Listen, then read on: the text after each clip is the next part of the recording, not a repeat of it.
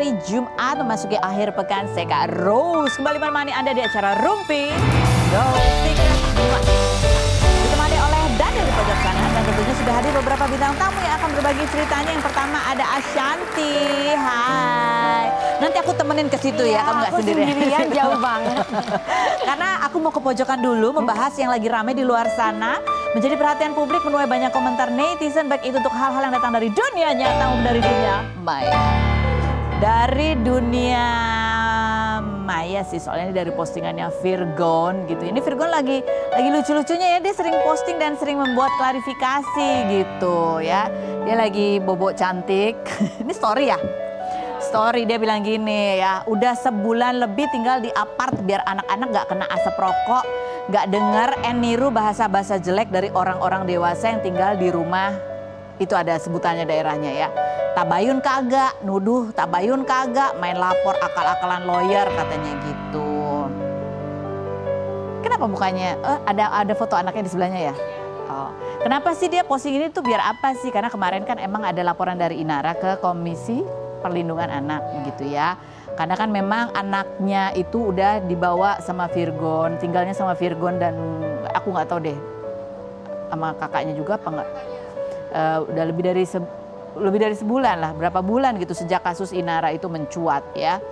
Dan satu laporannya adalah Inara bilang bahwa anaknya di situ tuh batuk lama banget karena pengaruh dari asap rokok dari orang-orang yang merawat di sekitarnya. Terus habis gitu juga dia keberatan karena menganggap anaknya ini dikasih main handphone itu nggak ada pembatasan. Sehingga membuat mentalnya jadi drop. Karena kan pada saat main handphone itu mungkin seliweran lah itu berita-berita termasuk wawancara-wawancara dari neneknya alias Mami Eva gitu ya. Nah ini kalau dari Virgon dia bilang katanya udah sebulan kok tinggal di apartemen katanya gitu. Tapi Virgon merokok nggak?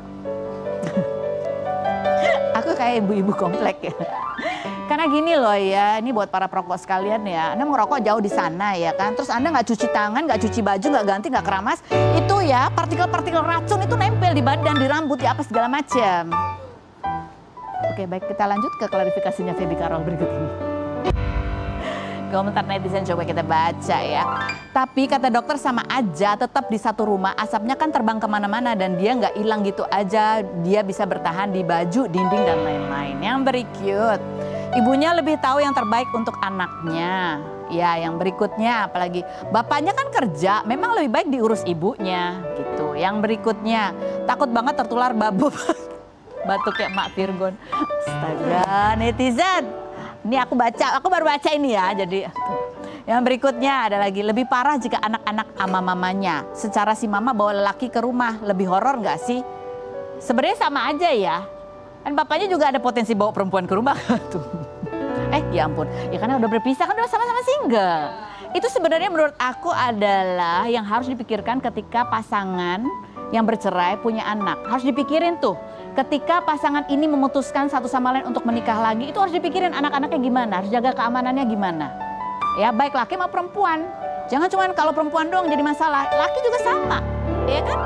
Itu kan harus dikenalin baik-baik, dilihat bibit bebet bobotnya. Anak-anak nomor satu dulu gitu.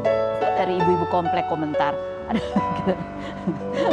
Sekian dari aku, kita langsung menuju ke Ashanti. Kita lihat dulu profil yang berikut ini.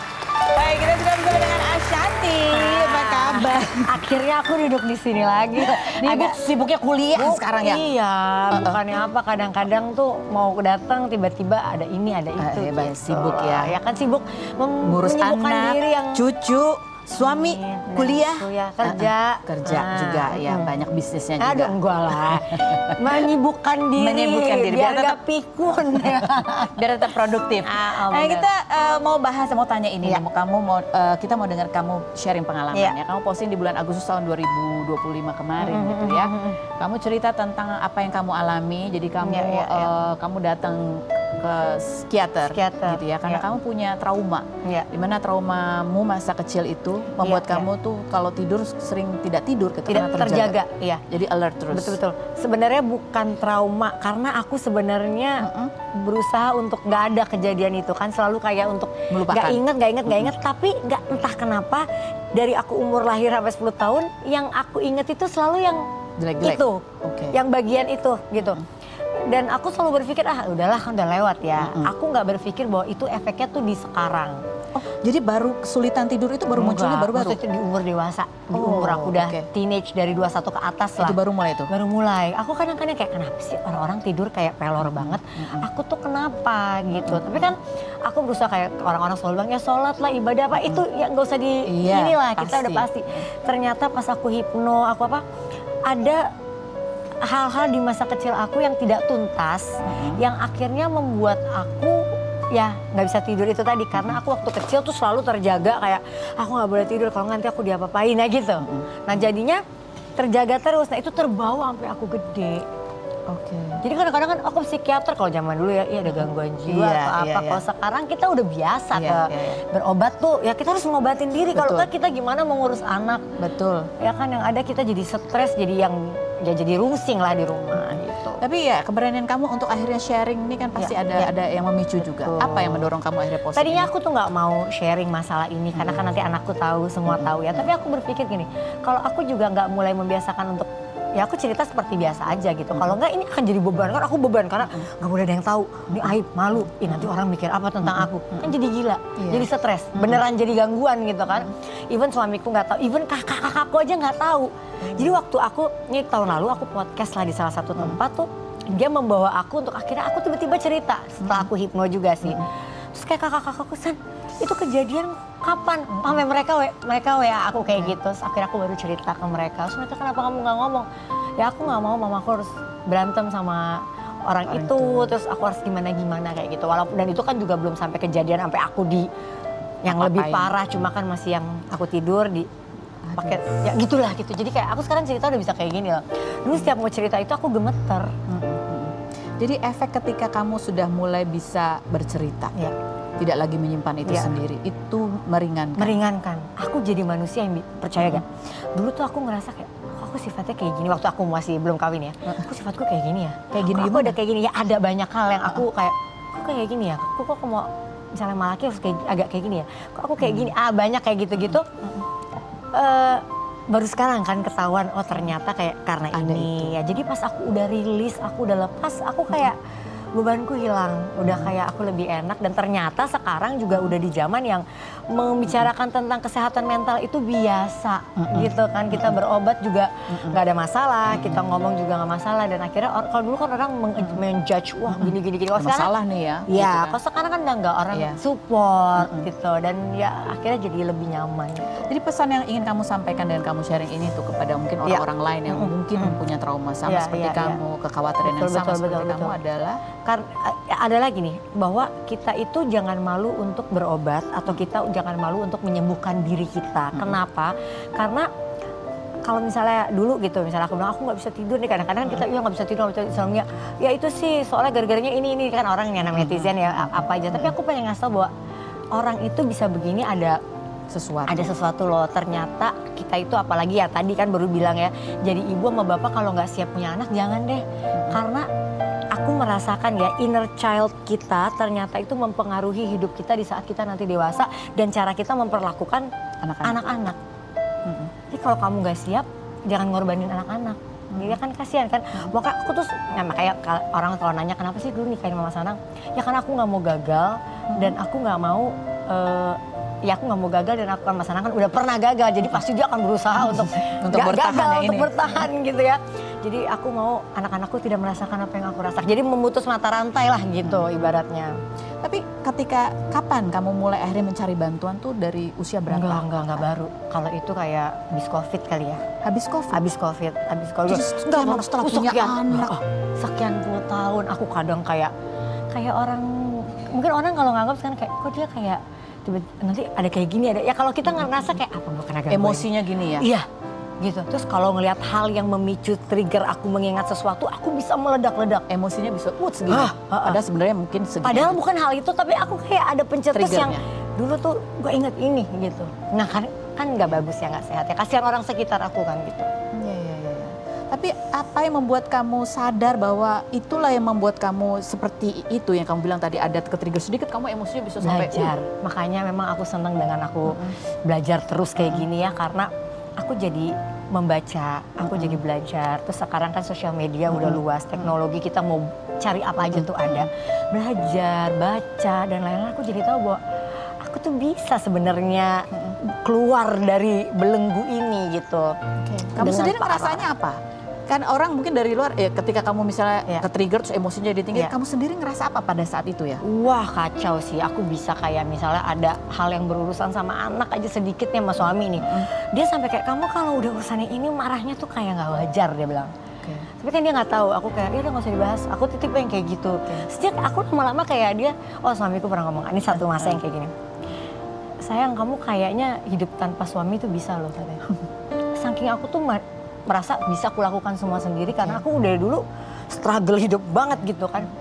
Kamu kayaknya bisa deh, kamu tuh nggak pernah loh nanya sama aku Atau minta tolong atau atau minta apa tolong gitu. atau apa. Kamu cuma paling ya hal-hal yang penting, krusial. Tapi di hal lain kamu tuh kan bisa kok hidup sendiri. Jadi aku kayak, hah? Oh aku tuh merubahlah konsep pernikahan, berubah konsep jadi orang tua itu. Setelah berapa tahun? Wah, suamiku tuh masya Allah sabarnya. Aku tuh proses loh ya, karena dia anaknya diem ya, tapi ada saat yang dia kayak, ini nggak bisa nih, kayak gitu. Ya dari situ akhirnya aku, kenapa ya aku kayak gini? Gitu. Ya akhirnya kan aku bukan pakar juga, jadi walaupun aku perlu cari baca-baca, orang. perlu cari orang yang memang lebih profesional, lebih ahlinya gitu. Setelah kamu bercerita, setelah kamu ngerasa bahwa beban agak sedikit terangkat, lebih enteng, tidur gimana? Alhamdulillah, alhamdulillah dulu psikiater kan kita pasti dikasih obat apa gitu. Lama-lama aku kayak enggak deh, nih aku harus menyembuhkan diriku sendiri gitu ya. Alhamdulillah sekarang tidur ya, walaupun nggak kayak mungkin orang kalau nempel. Aku tidur siang jangan harap lah ya, atau tidur di mobil, tidur bisa. di pesawat. Wah itu udah nggak usah, aku nggak harapin itu. Aku cuma harapin tidur Tidur di malam kasur. aja di kasur. Bisa 6 jam gitu ya, pokoknya jam 5 bangun, tidur jam 11 tuh udah tidur, bisa jam 10. Ini ketika trauma ketakutan membuat kamu ada masa di mana susah tidur. Susah tidur sendiri aja juga memicu stres yang lain Yes. gitu kan. Dan susah tidurnya bukan tidur sedikit loh, merem tapi nggak hilang. Oh gini ya, otaknya kayak mikir gitu ya? Bukan kayak tidur cuma sejam 2 jam, enggak. Bener-bener kayak nggak tidur, nggak Sadar tidur. gitu, kayak sadar. Ya, sadar tapi aku merem ya, karena kan aku di tempat tidur. Iya. Nah gitu. Tapi kayak nggak tidur gitu kan? Nggak tidur, ya tapi bangunnya capek kan? Capek. Karena nggak ada deep sleep-nya gitu Iya, loh. terus abis itu ngurus bayi waktu itu. Nah, coba. Aduh, udah bayangkan kan kita udah nggak tahu lagi, udah bukan baby blues tuh udah. Udah baby blues, pada saat punya bayi, anaknya juga teenager apa. Udah, wah. Tapi alhamdulillah anak-anakku tuh dulu sabar banget ngadepin aku. Bukan aku yang sabar ngadepin mereka loh. Ada momen yang mereka sabar ngadepin aku. Makanya kan Itu coba-coba kita lihat postingannya yang soal ibu. Postingan soal ibu ini pantesan kamu nulis begini ya, bahwa Iya. gini. Aku bukan ibu yang sempurna, terkadang aku marah dan berteriak, tapi cintaku pada anakku lebih dari hidupku. iya, Ini kadang mungkin kamu recall momen-momen di mana kamu ngerasa kamu iya, marah. kadang-kadang kan aku bilang, maksudnya aku kadang-kadang bisa kayak mak lampir gitu kan kalau ke anak ya. Terus tapi anak-anakku selalu kayak, ya bunda lagi capek, bunda lagi, ini makanya aku sedih loh kalau ngomongnya. Maksudnya kayak, masa anak sih yang ngertiin ibu ya kan ya, maksudnya kamu mah udah deh, nggak, maksudnya gak gitu. Aku lebih kayak punya 4 anak, dari yang 2 gede sampai 2 ini tuh selalu kadang momennya mereka yang ngertiin aku. Sekarang udah enggak, sekarang karena bunda nggak bisa lagi, bunda ayo, bunda udah berubah nih gitu. Jadi kayak Kenapa kalau mengingat-ingat lagi momen itu kayak mereka adalah bagian dari obat kamu juga. iya, bener. Aku mungkin dulu kalau pas nikah nggak ada oral gel gitu. Kalau aku nikah sama orang yang nggak ada anak gitu ya, aku nggak tahu aku survive pernikahan apa enggak gitu loh. Itu kalau aku dapat mereka berdua langsung ada tuh kayak Kamu bener-bener. berjuang untuk supaya, ya itu tadi yang kamu bilang, kamu tidak ingin anak-anak merasakan apa Iya. yang pernah kamu rasakan. Betul. Apa sih rasa apa yang buat kamu juga termasuk traumatis menghadapi perpisahan Iya orang kan tua? orang tua aku berpisah. Ayahku tuh orang paling baik sebenarnya. Tapi memang aku tidak beruntung untuk punya kasih sayang yang lama dari ayahku karena SD kelas 1 kita pulang ke, kan dulu kita kan papaku UNICEF jadi pindah-pindah Kemana? negara, pulang balik ke Indonesia. Aku ke SD kelas 1 kelas 2 tuh mereka pisah. Terus ayahku tuh sama orang lain dan hampir kita nggak pernah ketemu lah sampai aku dewasa, sampai ayahku udah cerai lagi terus sakit baru. Tapi kan kita udah Bondingnya udah Jauh ya. nggak ada ya. Maksudnya jadi kayak aku sangat menghormatinya, mencintainya, tapi aku hanya tidak punya kasih sayang yang harusnya diberikan oleh seorang ayah. Ya mungkin dia sayang tapi nggak ada kehadirannya gitu aja. Kan kamu banyak membaca dan mungkin bisa merefleksikan juga ya apa Iya. yang kamu alami. Kan sekarang ada istilahnya yang fatherless gitu, merasa Iya, fatherless. iya. Tapi kan kamu punya kakak-kakak laki-laki.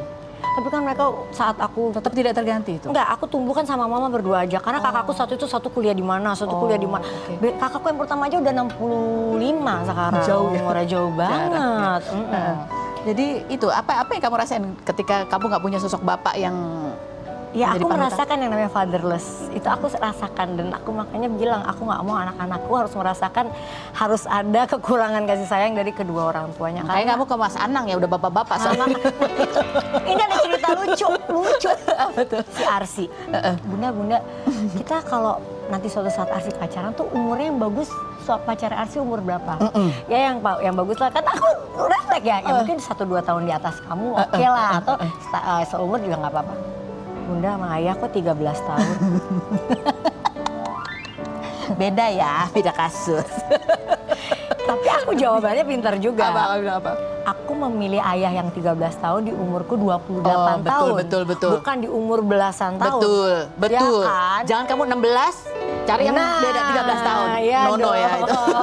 Jadi beda panjang tuh jadinya ngomong sama dia. Ini tadi kalau ngomong lagi nih ke Ashanti bahwa penemuan-penemuan tentang apa yang terjadi dalam dirinya itu adalah karena sekolah, bergaul, baca buku dan lain sebagainya yang membuat kesadaran. Sampai kayaknya ini membuat kamu kecanduan ya sekolahnya ya. Udah kemarin udah S1, S2, S3, ambil S1 lagi nih bebarengan nih S3 sama S1. S3 belum selesai. Agak menyesal ambil S3 sebenarnya enggak. Karena lebih susah ya Bu. Berat banget ya Allah. Berat. Lebih susah ya kan, nggak masalah mundur sedikit. Terus ngambil S1-nya hukum. Aku ambil S1 hukum. Aku sekarang lagi ngambil S1 hukum. Kan lagi. kamu kalau lihat S2, S3-nya gitu ya. Nggak linear memang. Ya agak mirip lah dari seni dunia hiburan lah. Satu kan tentang royalti, satu lagi tentang bagaimana penyanyi beradaptasi dengan dunia itu digital. disertasi aku. Betul. Hukumnya buat apa nih Bu? Aku tuh memang Karena kemarin banyak Enggak. Yang bawa kabur duit. Aku tuh suka kesel banget ya. Maksudnya aku udah umur 43. Ntar lagi aku juga nggak tahu amit-amit ya umurnya sampai berapa. Aku tuh pengen bisa berguna buat di umur-umurku yang nanti aku udah nggak muda lagi, pengen bisa berguna buat orang banyak. Terus aku tuh kayak aku tuh suka empati banget sama hal-hal yang kayak ada kekerasan atau ada orang yang karena dia nggak punya uang akhirnya nggak bersalah jadi bersalah. Aku tuh pengen banget jadi pengacara membela orang-orang yang bener-bener nggak punya uang tapi nggak punya akses tapi kita sekarang ini kan aku bisa ngebelain di podcast aku atau misalnya bantu dengan hal-hal yang menurut aku tidak punya ilmunya gitu loh. Baru sadar sekarang ini ya. Sadar sekarang. Setelah S2, S3. Iya kan kalau punya acara harus ngambil S1. Bu kalau habis S1 kalau mau jadi pengacara mesti ngambil apa lagi? Ada lagi 3 bulan 4 bulan. Jadi aku ntar akhir tahun kayaknya magang di law firm. Di mana? Gak tahu. Langsung buka di pendaftaran ya. Amin. Tapi ngomong-ngomong ya ini soal ya S2, S3. Keren loh Mas Anang ya. Ya, Mas Anang juga ikut kuliah ya kan. Dan ini menjadi perhatian publik ya. Karena kayak pada saat video kelulusannya gitu seolah-olah dia lagi lolos idol. Coba kita lihat berikut. Komentar netizen coba kita baca nih ya. Komentarnya lucu-lucu nih netizen. Ini teman sekelas nggak ada yang bilang aku sih yes. Yang berikut ya. Dosen kayak teman ya gimana ya Mas Anang dosennya kan seumuran Mas Anang. Yang berikut ada lagi komennya. Mas Anang ayo iuran bikin banner gitu kah cara Mas teman-teman ajakin ya. Yang berikutnya pantes nggak ngejuri idol tadi gitu.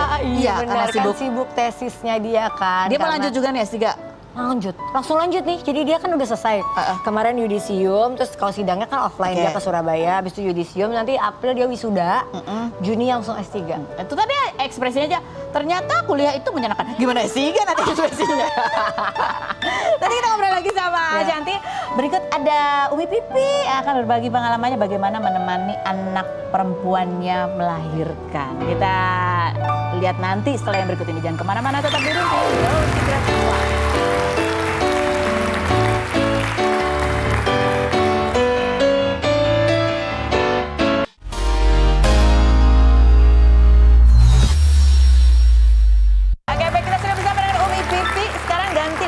Umi ya, Sida Pipi atau nenek gitu ya.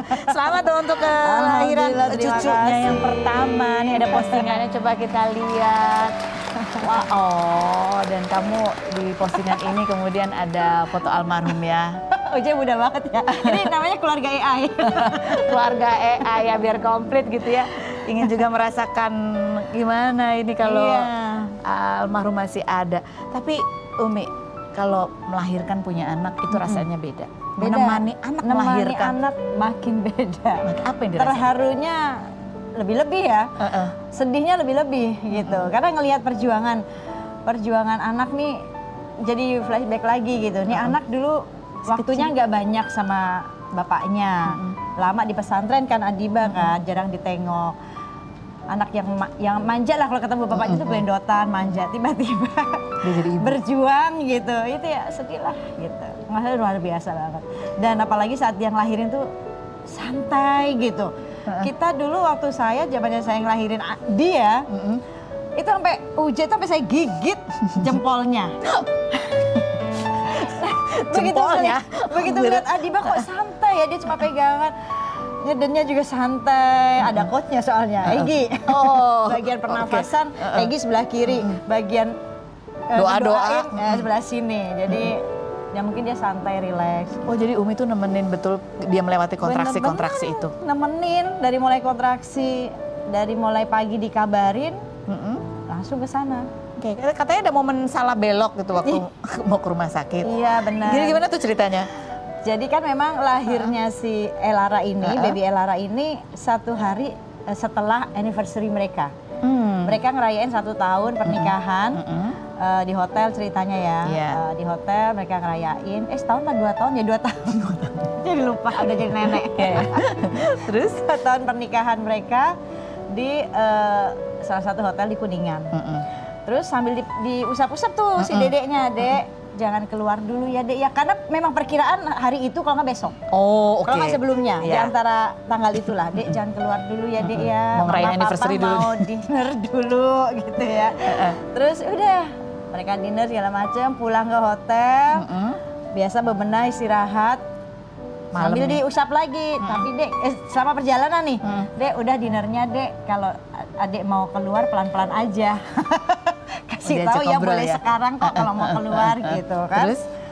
Udah tuh selama perjalanan masih belum ini, udah mau tidur, rebahan di hotel, kontraksi. Ya udah langsung, mungkin udah kayak pecah ketuban ngerasain gitu ya. Udah akhirnya langsung buru-buru ke rumah sakit di Bintaro rumah sakitnya. Dari Kuningan harusnya lurus masuk tol, kok dia belok ke kanan ke karet tanpa sengaja. Terus berhenti, loh kok belok ke sini? Terus pas nengok kata Adiba, ini kan makamnya Abi. Langsung mereka berhenti baca Fatihah. Udah langsung bablas ke Bintaro.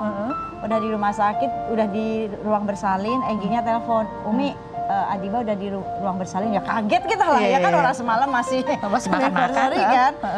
Terus saya udah siap-siap karena mau berangkat acara kan. Saya langsung telepon orang, minta tolong dibatalin, bukan dibatalin, tolong gantiin deh gitu. Saya dadakan harus video call sama jamaah pula lagi ya, dikirain bohong kan. Jadi rumah bersalin kita video call, Bu beneran nih saya lagi dampingin anak melahirkan. Begitu nyampe rumah sakit, mau masuk ruang bersalin dengar suaranya Uje, kan kita makin mewek juga ya. Maksudnya dia dengar si Adiba mungkin karena melo ya. Jadi di ruang bersalin tuh dia nyalain TV, sholawat-sholawatnya Uje gitu, biar berasa ditemenin bapaknya. Ya ampun. Aku sedih di situ. Ya ampun. Terus ya udah dia ngerasain mules, ya udah kita pegangin, diusap-usap, sabar ya. Terus baca ini, sakit Umi, iya. Ngerasain kan gimana? Umi juga dulu kesakitan. Umi 4 kali ya. Ya udah sabar. Dikuatin gitu lah, cuma ya sedih aja. Pas lahiran pun juga proses ngeden, sholawatnya masih terus aja. Oh jadi nemenin sampai itu? Sampai itu. Umi nemenin sampai waktu dia melahirkan ya? Nemenin kan di sampingnya. Semua nemenin Egi di sini, kita di sini. Nah, Egi kan bagian pernafasan kan, mungkin dia atlet ya, diajari. Inhale, exhale. Iya bener. Oh sayang, angkat lagi, naik lagi, tarik, tarik. Ikut bernafas dong, ikut napas ya. Ikut nahan juga kita. Ya kita baca doa Mbak Eveni gitu ya. Ya udah begitu keluar belum ada suaranya nih babynya. Deg-degan semua dong kita. Gak lama, aduh langsung alhamdulillah nangis. Aduh nangis lah ya, makasih ya nak gitu. Adibnya senang. Gitu deh. Terus Adibnya katanya memutuskan untuk nggak pakai babysitter, mau Iya. rawat sendiri aja gitu Dia ya. nggak pakai babysitter. Tapi Bener-bener. Zidanya akan Seminggu setelah lahiran ya jidanya ke sana. Oh, iya, iya. Bener-bener udah dikosongin semua tuh. jadi jadwal sekarang khusus buat cucu ya.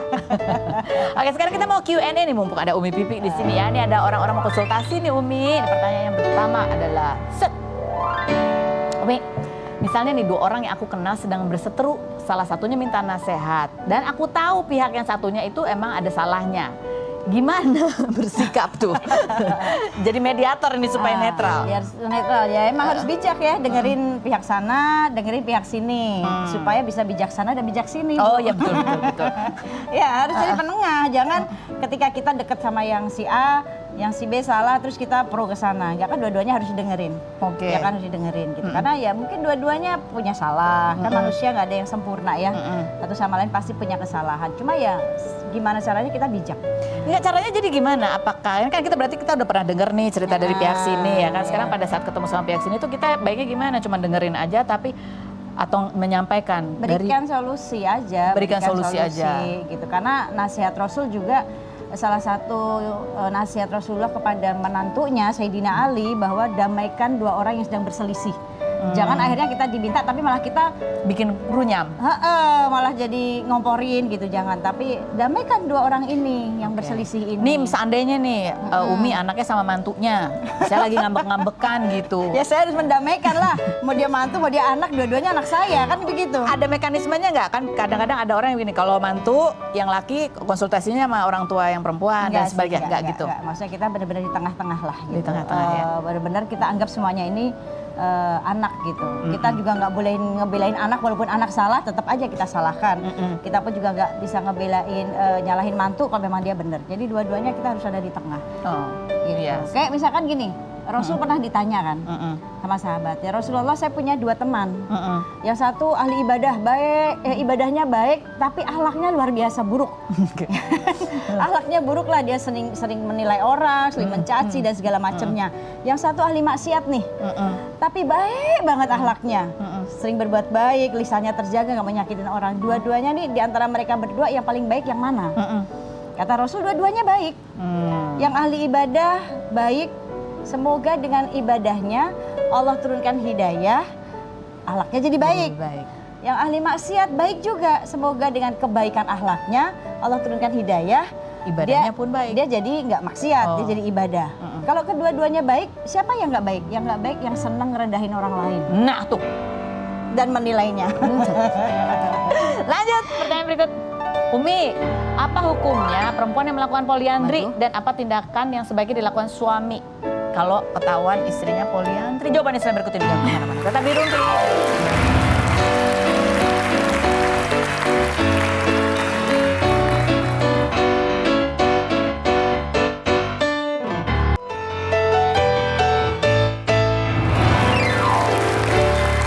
Kita kembali lagi bersama semua bintang tamu kita. Ini adalah Uma-uma cantik yang masih hits ya semuanya.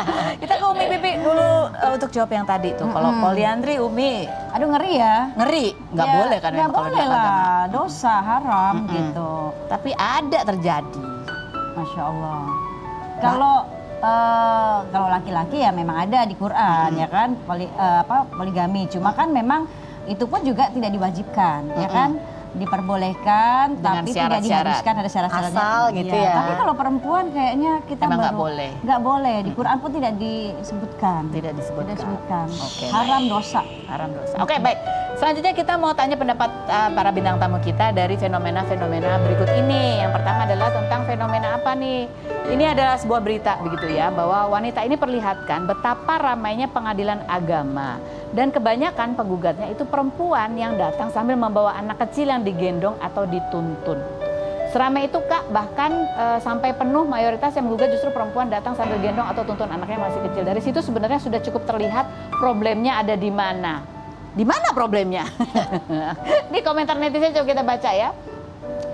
Kalau laki yang gugat takut dituntut nafkah idah, mut'ah, nafkah anak gitu. Ada lagi yang pandangannya gini, itu artinya banyak laki-laki tidak setia atau tidak bertanggung jawab gitu ya. Padahal belum tentu juga. Yang berikutnya, tandanya perempuan bukan takut bercerai, tapi takut hidup dengan lelaki yang salah.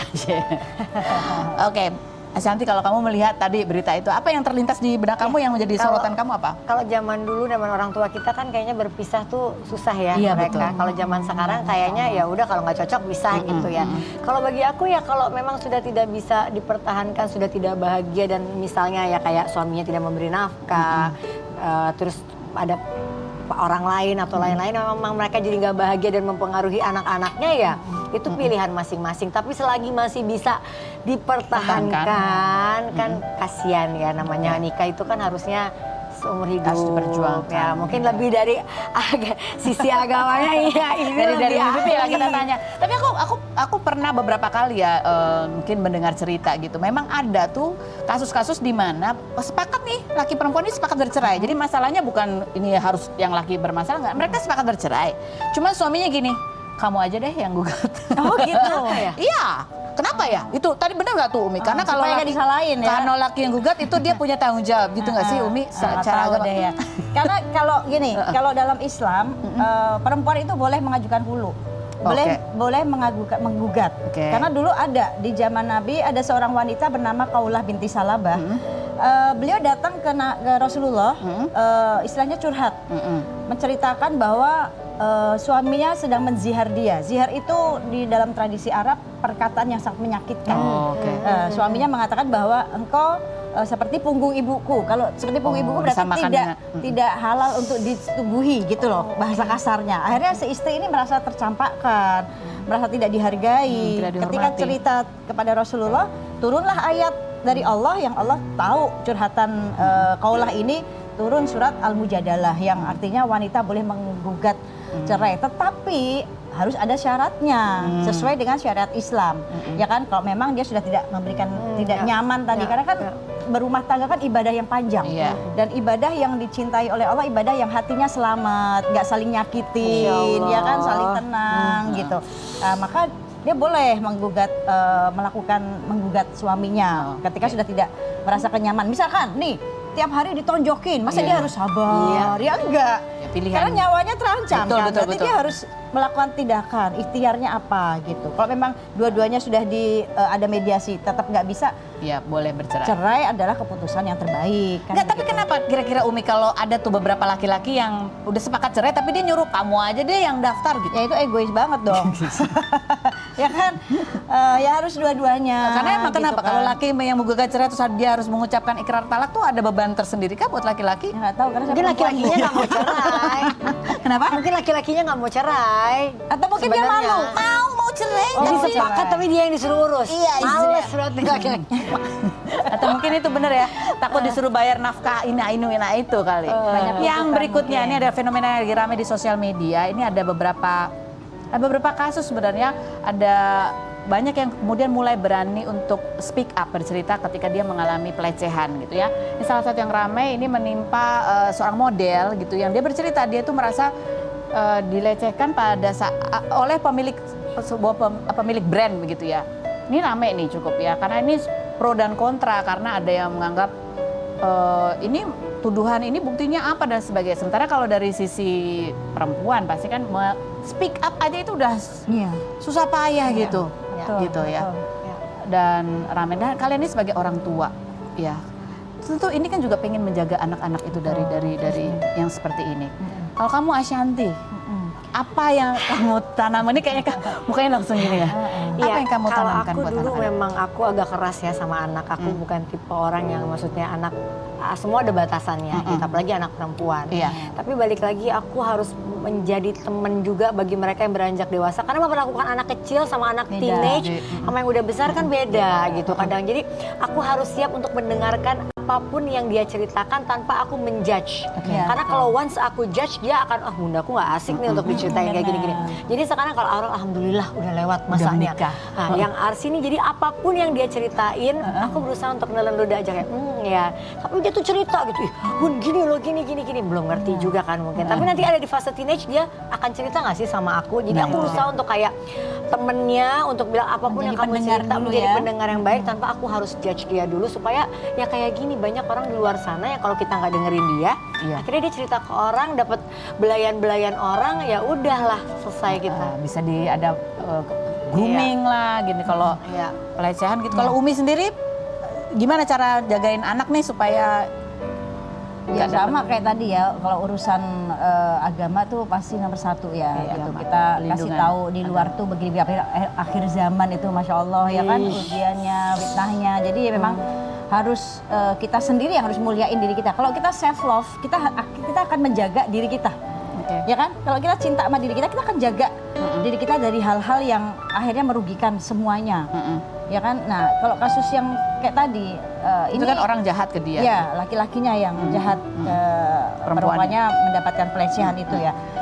Memang semuanya kembali kepada iman. Laki-laki ini ya harus bertobat, ya kan, perbaiki lagi akhlaknya gitu. Karena perempuan itu harus dihargai, dimuliain.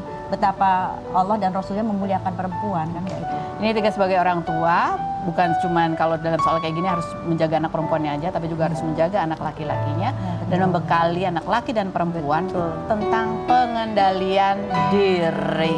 Begitu. Bu Ashanti terima kasih banyak sudah hadir. Umi Pipi terima kasih sudah hadir. Selamat berakhir pekan dan selamat berakhir pekan juga buat Anda semua. Kita ketemu lagi setiap hari ya di acara Rumpi No Secret. Kamu itu setiap hari